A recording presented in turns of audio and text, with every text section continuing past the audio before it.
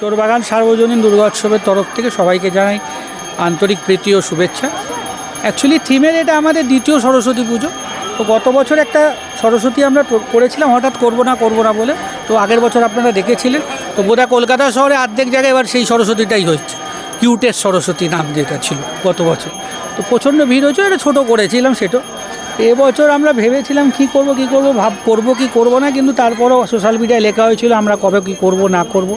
তো আমরা তখন বাধ্য হয়ে এটা একটা করি। এই 2-3 দিনের প্ল্যানিং পুরী সরস্বতী পুজোটা একটা ইয়ং জেনারেশনের পুজো, একটা এর পুজো যেটা আপনারা দেখতে পাচ্ছেন মাঠের চারদিকে আজকে সব ইয়ং কাপল, ইয়ং জেনারেশান তারা ঘুরছে। তারা তাদের মতো আমরা চেয়েছি যত বড় পুরো মাঠটা একটু তাদের দিকে খুলে দিতে, একটা ডেকোরেশন করে, যাতে তারা তাদের মতো এনজয় করতে পারে।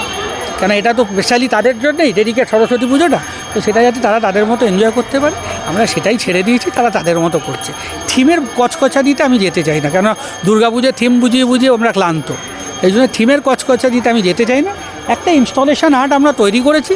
এবার রাত্রিরের একটা অন্য রূপ আছে। দিনে যে রূপটা দেখছেন, রাত্রিরে এই রূপটা পুরোপুরি পাল্টে যাবে। এই মাঠের চারদিকে যে পাড় বা সার্ফি লাগানো আছে, এই কাপড়ের এটা তখন একটা অন্য রূপ তৈরি হবে। এটা মানুষ বিকেল 6টার পর এটা একটা দিনের একটা যা দেখছে, পুরোপুরিটার একটা অন্য রূপ দেখবে। এটা আমি বলতে পারি, ডিফারেন্ট একটা দেখতে পারেন। আর বাকিটা দেখতে পারেন আমরা এটা কভার করেছি সহজপাঠ অবনীন্দ্রনাথ ঠাকুরের একটা দিয়ে গ্রাফিক। সাধারণত আমরা সহজপাঠে দেখেছি সাদা কালোতে হয়, এখানে আমরা সেই চ্যালেঞ্জটা নিয়েছি, ওই সেম জিনিসটাই কালারে ফেলে গ্রাফিটিতে সেটাকে করা। এবার মানুষ বলবে কী হয়েছে না হয়েছে।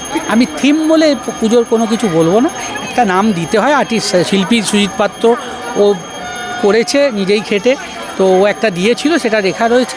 কিন্তু অক্ষর বৃত্তে কি কালিতে আমি সেটাও দেখিনি ঠিকমতো, কিন্তু একটা ইনস্টলেশন করেছি। মানুষ আসছে চোরবাগানে দেখতে, ব্যাস দেখে এরা নিজের মতোই এনজয় করছে। সরস্বতী পুজো মানে বাঙালি একটা ঐতিহ্য, বাচ্চাদের খুব ভালোবাসা। মা বিদ্যা দেবী আমাদের সবাইকে খুব মঙ্গল করেন।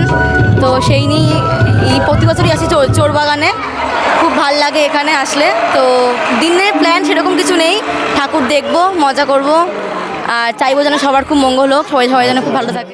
ছোটোবেলাকার পুজো আর এখনকার পুজো মানে পার্থক্য বলতে, ছোটোবেলায় যেমন শাড়ি পরে মানে স্কুলে যাওয়া মাদের সাথে, সেই গার্ড বা সেই রকম একটা আনন্দ, বন্ধুদের নিয়ে ঘুরতে যাওয়া লুকিয়ে, সেগুলো এখন তো হয় না। এখন সবটাই আলগা, মানে সবটাই খুব খোলামেলা, এমনি মানে ঘুরতে যাওয়া, সেই স্কুলটা নেই।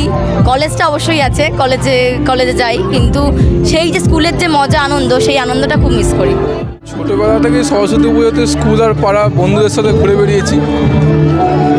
এখন যখন বড় হয়েছি, তো এখনও সেই বন্ধুদের সাথেই কেটে যায় সরস্বতী পুজোটা।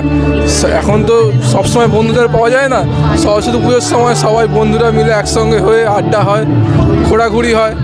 আজকে ওই একই ব্যাপার, আজকে এখন বেরিয়েছি দুজন বন্ধুর সঙ্গে। এরপরে কোনো একটা জায়গায় মিট আপ হবে, সেখানে আরও কিছু বন্ধুরা আসবে, সবাই মিলে আড্ডা। এটাই সরস্বতী পুজো আমাদের।